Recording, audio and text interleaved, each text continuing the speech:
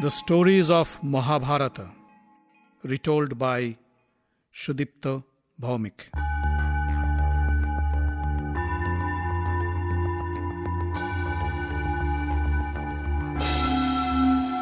Welcome, dear friends, to the last and final episode of the stories of Mahabharata.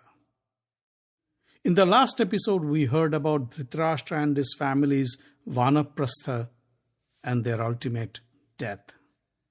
We also heard how the Yadavas destroyed themselves and how Krishna and Balaram left their mortal bodies.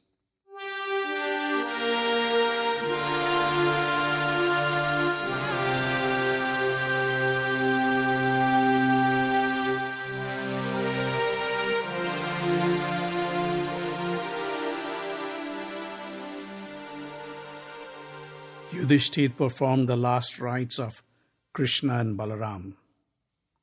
He then appointed Abhimanyu's son Parikshit as the king of Hastinapur.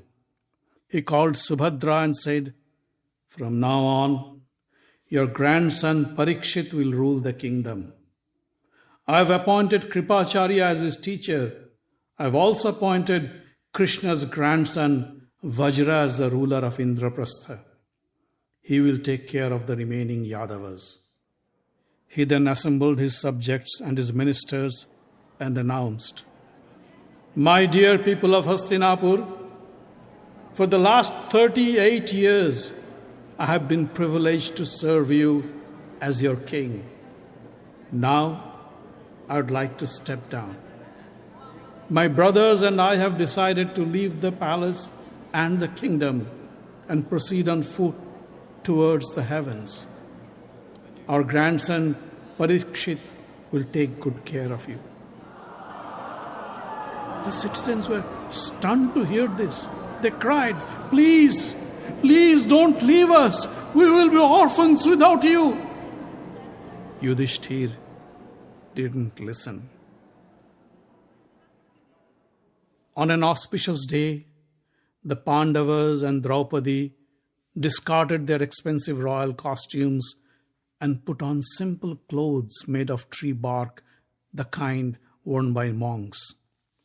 They worshipped the gods and then left the palace on foot. The people of Hastinapur followed them and pleaded with them to turn back. The Pandavas kept walking. After a while, the subjects gave up and returned to their homes. Only a dog kept following them. The Pandavas walked towards the east and crossed many provinces until they reached the banks of the Lohitya lake. Arjun carried his Gandiva along as a habit. Suddenly, one day, the fire god Agni appeared to him and said, "Arjun, you helped me burn the Khandava forest and cure me of my illness. And for that, I fetched the Gandiva from Varuna and gifted you the bow. You don't need it anymore. Please, return it to Varuna." Arjun took off his Gandiv and threw it into the waters of the lake. The bow sank and returned to Varuna. The Pandavas continued their trek. They walked past the submerged city of Dwarka and moved north towards the Himalayas. They crossed the foothills of the Himalayas and gradually entered a rough terrain that was full of rocks and boulders. The Pandavas no longer had the strength of their youth. The journey felt more arduous than they had imagined. From the rocky terrain, they moved into a snow-covered region. The climb was getting steeper and steeper as the five brothers, Draupadi, and the dog continued their hike. Blizzard winds swept across the mountainside, making it extremely difficult to walk. Yudhishthir led the team as he trudged forward with a staff in his hand, with Draupadi struggling at the tail end. Bhim offered to carry her, but she refused. Suddenly, Draupadi couldn't take it anymore. She collapsed to the ground. Snow began to cover her body. Bhim tried to scramble behind to help her, but Yudhishthir stopped him. "Let go, Bhim. No need to pick her up," he said. Bhim was shocked to hear this. Panchali never committed any sin. She always followed the path of righteousness. Why did she fall? Draupadi was biased towards Arjun and loved him more than any of us.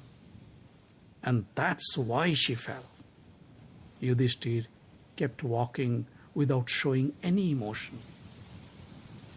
The 5 brothers and the dog continued their journey. Suddenly, Sahadev collapsed. Bhim asked, "Yudhishthir, why did Sahadev fall? He was the nicest of all and he never expressed any pride. He always took care of us and respected us."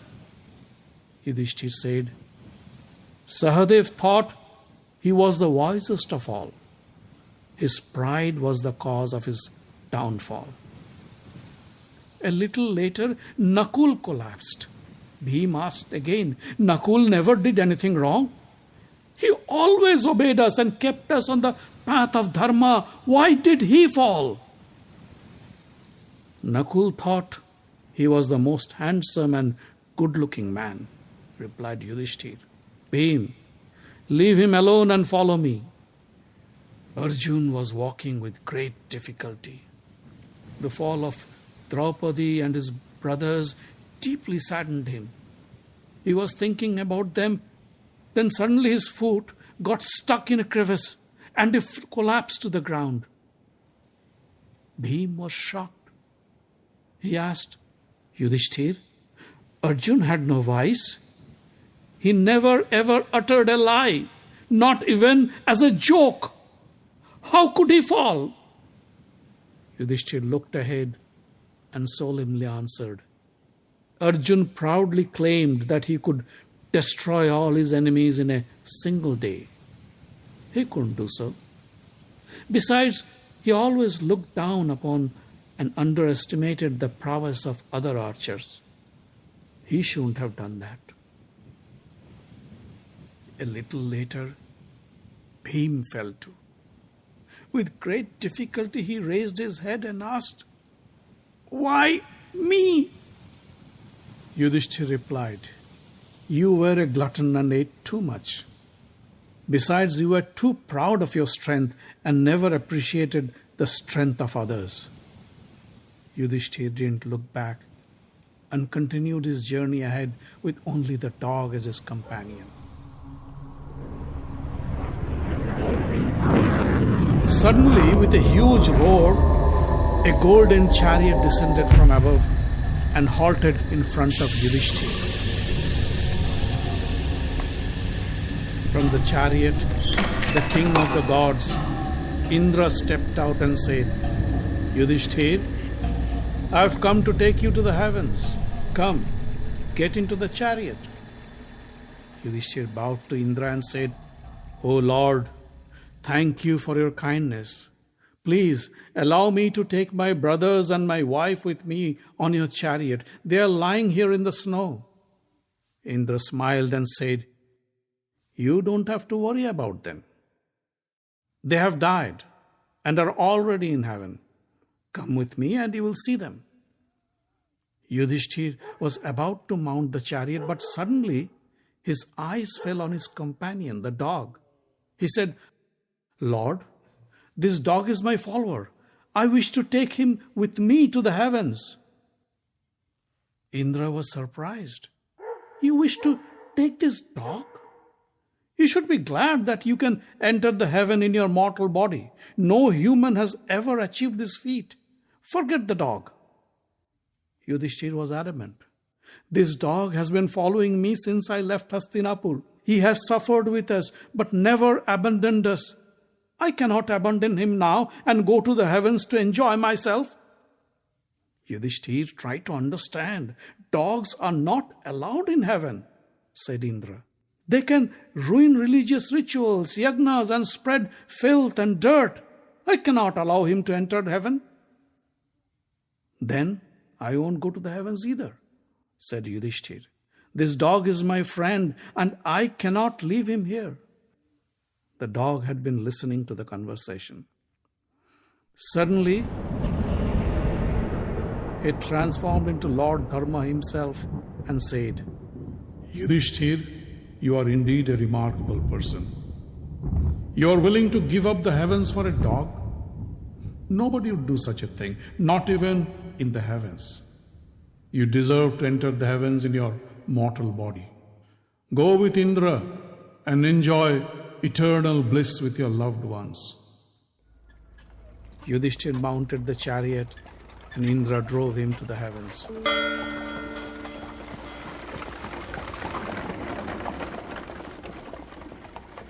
Narad welcomed Yudhishthir with open arms.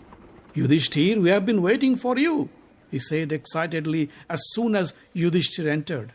You are the best of the Bharata clan and indeed the most fortunate. I have never heard of a live mortal enter the heavens. You are the only one. Yudhishthir looked around and said, I don't see my brothers around. Where are they? I wish to be with them. Please take me there. Indra smiled and said, You have come to the heavens, yet you haven't let go of your earthly attachments. You should live where you deserve to live. Your brothers didn't earn the same rights as you did. Yudhishthir bowed to Indra and said, O Lord, I am what I am, and I cannot abandon my brothers and my wife. I wish to live where they are. Please take me to them. Indra then asked one of his assistants to take Yudhishthir to his loved ones. Yudhishthir followed the assistant who took him through a dark and smelly tunnel. Putrid smoke emanated from the fires around and filled the surroundings. The tunnel led Yudhishthir to the hells where sinners rotted in terrible pain. Yudhishthir asked, How long do I have to travel on this horrible path? Where are my brothers? Indra's assistant answered, Are you tired? The Lord asked me to take you back the moment you felt exhausted. Yudhishthir felt he couldn't take it anymore. Just when he was about to turn back, he heard voices. O King Yudhishthir, please stay for a few moments. Your presence has brought us peace and solace, and our pain has subsided. Yudhishthir asked, Who are you? Why are you here? The voices replied, I am Karna. I am Arjun. I am Bhim. I am Nakul. I am Sahadev. I am Draupadi. Yudhishthir was dumbfounded. How could this be true? What sins had caused them to suffer in hell, he wondered. He cried out to the assistant, Go back and tell your lords, I won't leave my loved ones. I will stay here and won't return. The assistant went back and reported this to Indra, who came to Yudhishthir. In a moment, all darkness disappeared. Indra smiled and said, Yudhishthir, don't be upset. All kings need to visit hell. All human beings commit sin sometime in their life. Those who sin less visit hell first and then enter the heavens. You lied to Drona about Aswathama's death, and for that you had to make this short trip through hell. Your brothers, Draupadi, and the rest of your family members have all been to hell and now back in the heavens. Come with me and join them.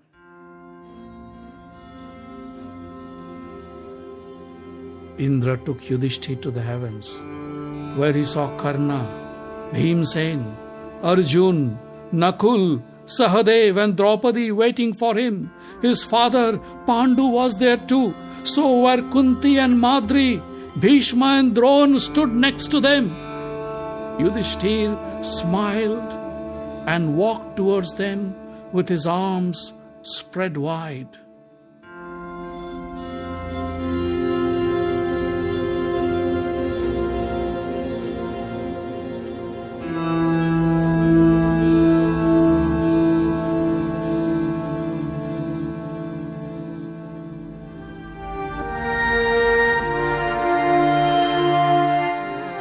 Stories of Mahabharata is written, directed, and told by Shudipta Bhawmik.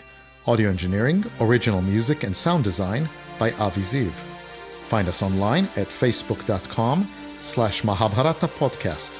Join the group for updates and news. Subscribe to the podcast using iTunes or any other podcast catcher. On Twitter, we are at Mahabharat Audio.